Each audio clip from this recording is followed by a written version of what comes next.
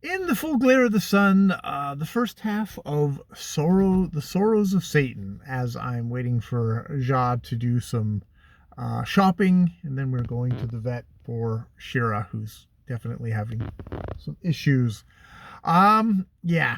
So The Sorrows of Satan, the first half, because I figured I should really talk about the first half of this novel because it's a fairly long novel, but it's made even more long because I'm reading it in sort of 15, 10, 15, sometimes if I'm very ambitious, 25-minute chunks a day, reading it out loud. So am I going to remember by the end of February where I was at the beginning of this novel? I don't know.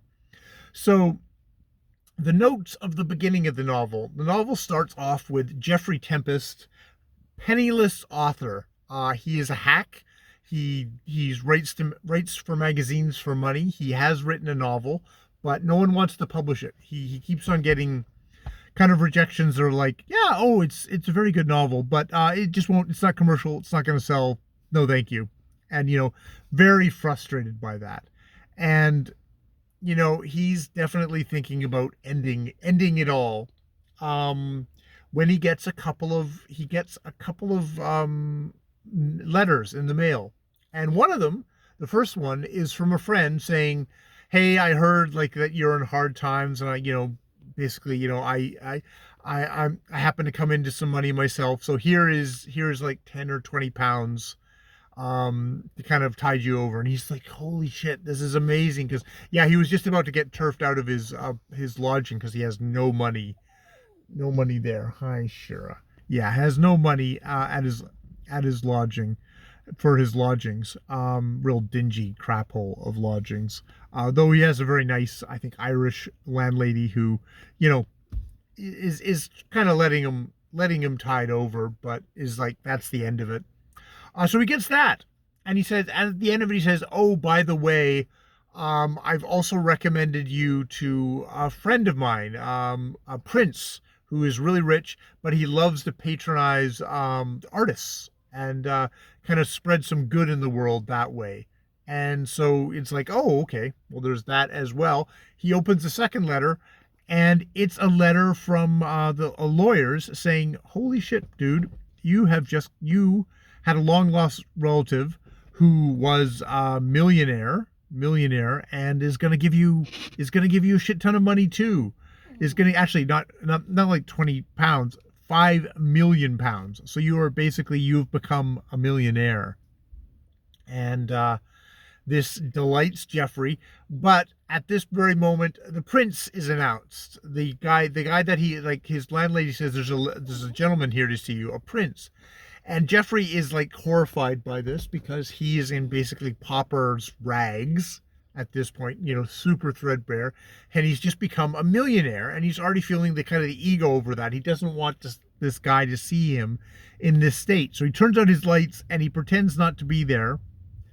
Oh, he doesn't get announced, but yeah, it's like he basically hears that that's what's happening. He can hear his landlady, and his landlady actually brings the guy up to the room with the lights, with all the lights off, and says, "Oh, I don't know where he's gotten to. I'll go off."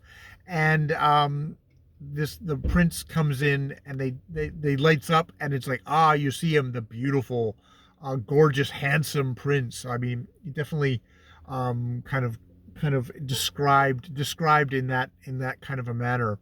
Um, and it is Prince Lucio Romanes.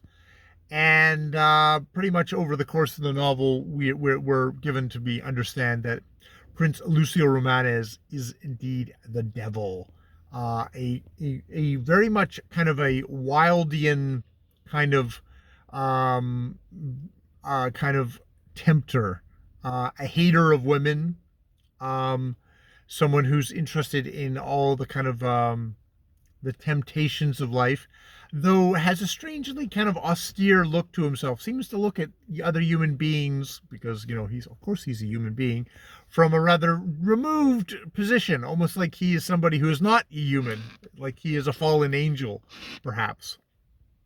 Um, so yeah, that's we get that, and then there's like, it's surprisingly kind of a very quick jump where he goes from having tons of money to then being, okay, I've got lots of money and I've got my rooms, and he gets his money, he gets his rooms, gets kind of advice from the lawyers who said, like, we're here to kind of execute whatever you want.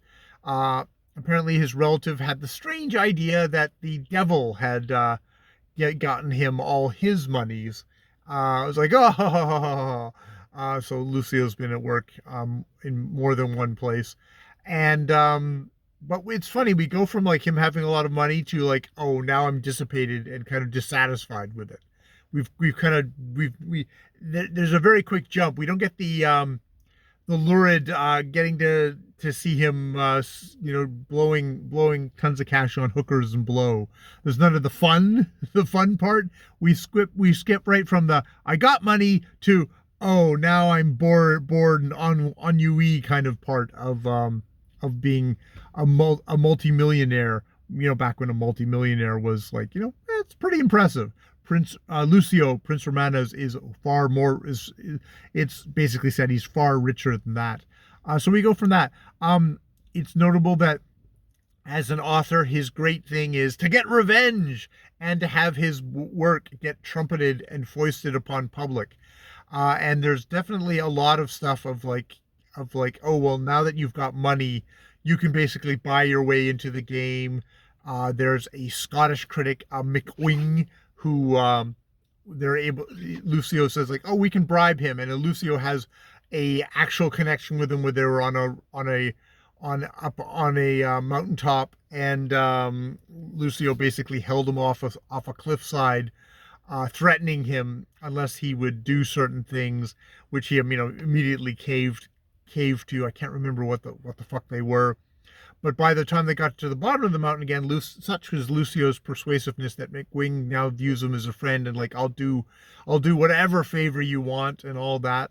And indeed, so Lucio goes to him and says like, I want to donate to your charity. And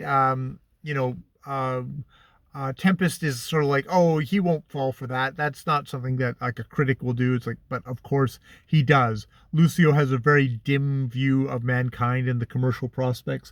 It's very much, this is the age of commerce.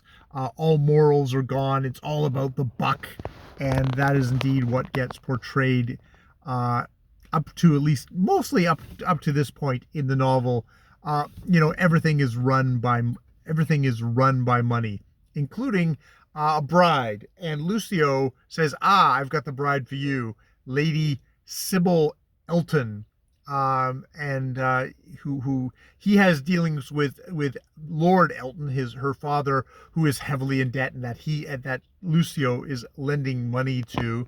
And Elton, they've lost the family seat, and Lucio points this out to Tempest and says, you can buy it for a song, and it's a beautiful place, and you'll have something kind of yet another tool over Lady Sybil, a woman who is like, we get a great scene of her saying, I am just a fucking piece of meat to you people. You're buying, my father is selling me, you are buying me.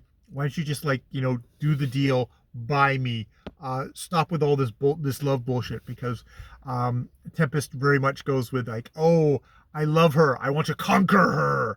There's very much kind of loose.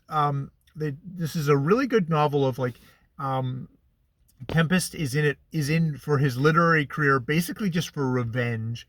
He wants to like grind it in the face of all the publishers who wouldn't publish his book before. He just wants to shove it in their face. There's just like, he's not interested in helping any other deserving authors or something like that. It's all about him and his revenge. And also his idea of love is to conquer a woman, to crush her under the weight of his desire, very much. And but he also at the same time frames it as like, this is love. This is true love, that I hunger for her, that I desire her, that I lust for her. Not lust for her in a sexual sense, but much more a power sense of the word. And Lady Sybil in her kind of, when she kind of breaks and just goes like, fucking just buy me already, buddy.